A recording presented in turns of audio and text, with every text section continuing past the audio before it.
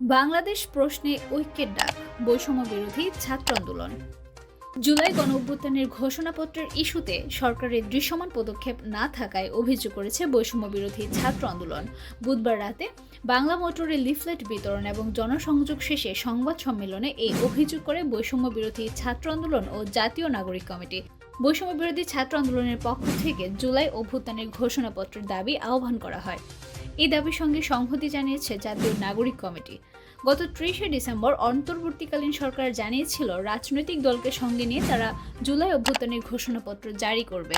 সরকারের এই সিদ্ধান্তকে স্বাগত জানিয়েছিল ছাত্র জনতা। কেন্দ্রীয় শহীদ মিনারে মার্চ ফর ইউনিটি সমাবেশে জানুয়ারির ১৫ তারিখের মধ্যে জুলাই প্রোক্লেমেশন জারি করার আলটিমেটাম দিয়েছিল বৈষম্য বিরোধী ছাত্র আন্দোলন। গত ১৫ দিন কেন জুলাই অভ্যুত্থানের ঘোষণাপত্র জারি করার কোনো দৃশ্যমান অগ্রগতি দেখা যায়নি, এর কোনো সদুত্তর অন্তর্বর্তীকালীন সরকার দিতে পারছে না। ছাত্র জনতার দাবি, সরকার কোনো রাজনৈতিক দল বা বৈষম্য বিরোধী ছাত্রদলের সাথে কোনো প্রকার সংলাপে যাচ্ছে না। সরকারের এই অনীহা এবং ধীরগতির তীব্র নিন্দা জানিয়েছে ছাত্র সমাজ। কোনো প্রকারের কালক্ষেপণ ছাত্র জনতা বরদাস্ত করবে না।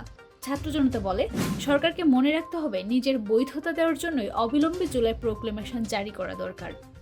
ছাত্র জনতা বলেছে, জুলাই প্রোক্লেমেশন জারি শুধুমাত্র বৈষম্য বিরোধী ছাত্র আন্দোলনের সংগঠনের বিষয় নয়, এর সাথে জড়িয়ে আছে পুরো জাতির বর্তমান এবং ভবিষ্যৎ নিরাপত্তা।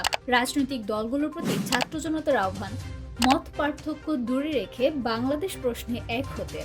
আগামীকাল বৈষম্য বিরোধী ছাত্র আন্দোলনের একটি প্রতিনিধি দল মাননীয় প্রধান উপদেষ্টার সাথে সাক্ষাৎ করতে যাবে।